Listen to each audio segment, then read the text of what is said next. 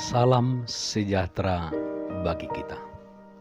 Firman Tuhan untuk kita minggu hari ini tanggal 21 Maret 2021 yang adalah minggu Judika, artinya berilah keadilan kepadaku ya Tuhan.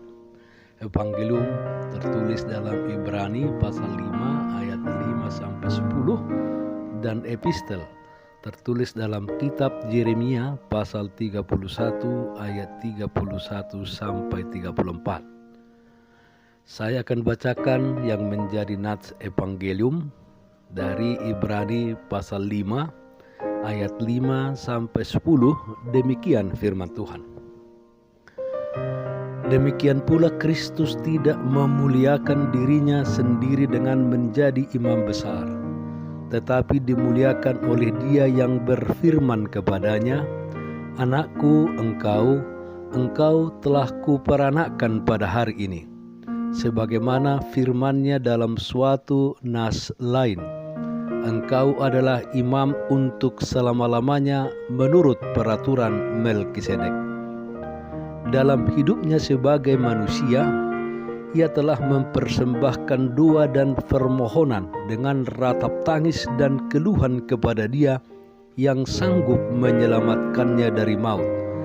Dan karena kesalehannya Ia telah didengarkan. Dan sekalipun Ia adalah anak, Ia telah belajar menjadi taat dari apa yang telah dideritanya. Dan sesudah Ia mencapai kesempurnaannya, Ia menjadi pokok keselamatan yang abadi bagi semua orang yang taat kepadanya. Dan Ia dipanggil menjadi imam besar oleh Allah menurut peraturan Melkisedek. Kristus pokok keselamatan.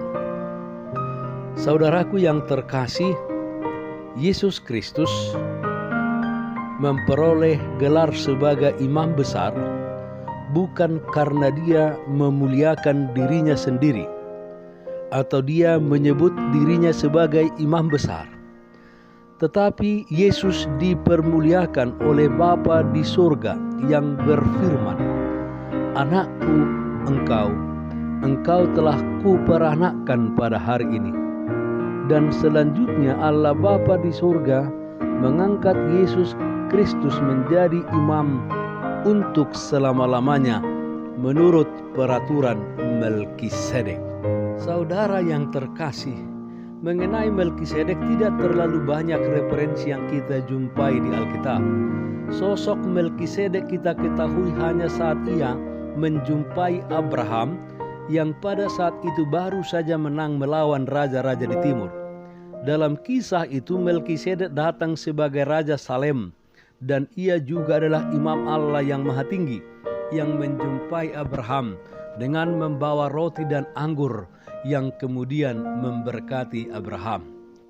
Dalam kitab Ibrani pasal 7 ayat 3 dijelaskan bahwa Melkisedek itu tidak berbapa, tidak beribu, tidak bersilsilah, harinya tidak berawal dan hidupnya tidak berkesudahan. Dan karena ia dijadikan sama dengan anak Allah, ia tetap menjadi imam sampai selama-lamanya. Melkisedek menjadi pendahulu yang melambangkan Kristus menjadi imam besar yang agung. Saudaraku yang terkasih, Yesus Kristus sebagai imam besar berbeda dengan imam-imam yang ada di peribadahan Israel. Jika dalam peribadahan Israel seorang imam mempunyai satu tugas khusus, yaitu mempersembahkan korban untuk dosa umat, dosa yang mengganggu hubungan yang ada antara manusia dengan Allah, atau dosa merupakan penghalang antara Allah dan manusia. Dengan mempersembahkan korban dimaksud untuk memperbaiki hubungan tersebut dan menyingkirkan penghalang tersebut. Imam-imam Israel selain mempersembahkan korban untuk dosa umat, seorang imam juga menyampaikan persembahan korban untuk pengampunan dosanya sendiri. Tidak demikian dengan Yesus sebagai imam besar. Dia mempersembahkan dirinya sendiri untuk pengampunan dosa semua orang. Hal tersebut Yesus Kristus lakukan di dalam kematiannya di kayu salib. Saudara yang terkasih, penulis Ibrani menunjukkan bagaimana Yesus Kristus memenuhi persyaratan penting yang dikenakan pada jabatan imam tersebut. Pertama, Allah yang memilih dia menjadi imam besar yang agung. Ketika Yesus dibaptis oleh Yohanes Pembaptis, terdengar suara yang datang kepadanya. Dalam Matius 3 ayat 17 dikatakan, "Inilah anakku yang kukasihi, kepadanyalah aku berkenan." Dalam Mazmur pasal 2 ayat 7, seperti dalam nats ini dituliskan, "Anakku, engkau telah kuperanakkan pada hari ini." Yang kedua, sebagai manusia, Yesus Kristus mempersembahkan doa dan permohonan dengan ratap tangis dan keluhan kepada Allah yang sanggup menyelamatkannya. Mengenai hal ini kita ingat ketika Yesus Kristus berdoa di Getsemani. Yesus Kristus sebagai manusia penuh dengan pergumulan yang berat. Ia merasa sedih dan gentar. Bahkan dikatakan hatinya sedih seperti mau mati rasanya. Yesus Kristus sebagai manusia berdoa kepada Allah untuk membebaskannya dari penderitaan yang sudah menanti.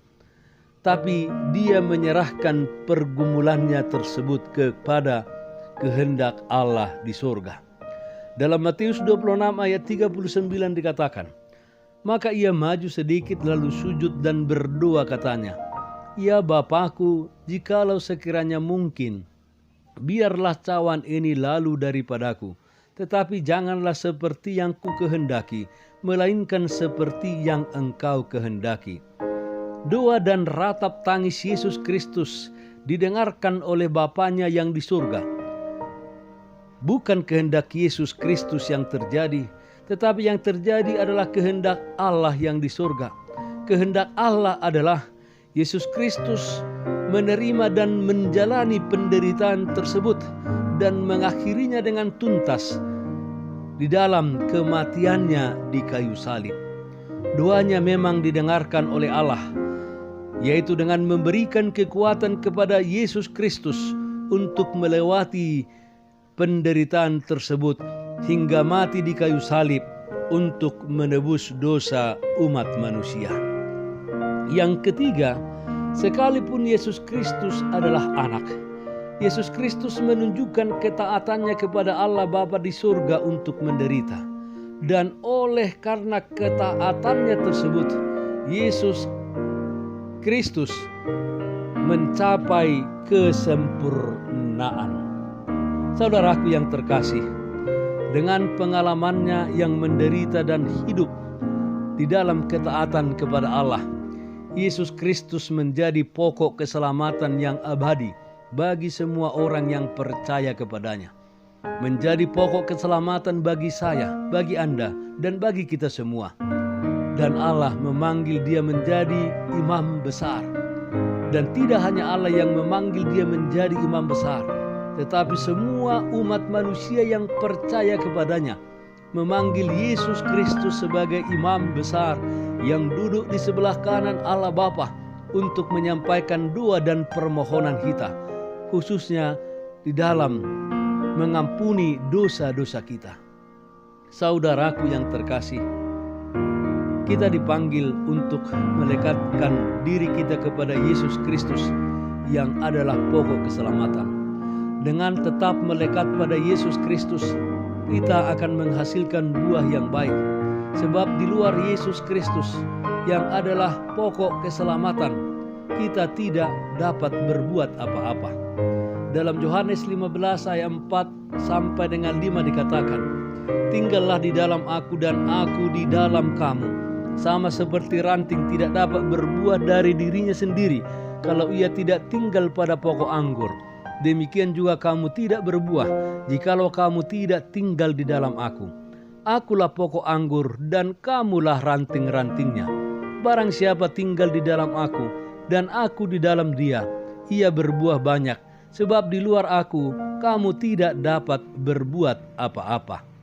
Dalam nats ini, Yesus menyebut dirinya adalah pokok anggur.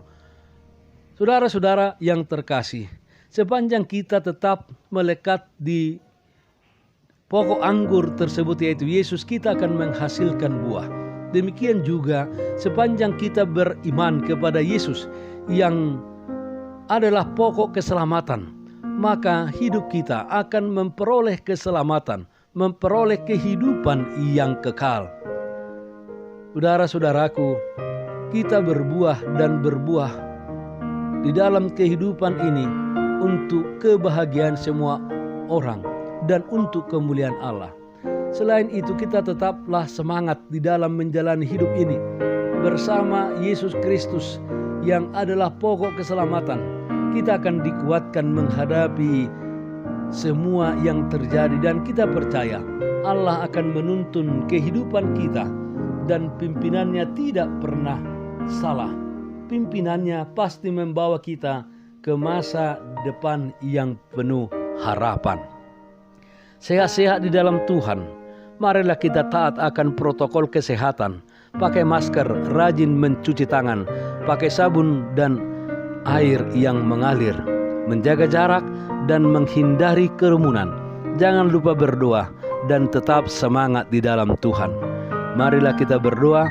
Ya Yesus Kristus, Imam Besar Agung, Juru Selamat kami bersyukur kepadamu, dan dengan Roh Kudus kuatkan kami untuk menjalani hidup ini sesuai dengan kehendak-Mu. Amin.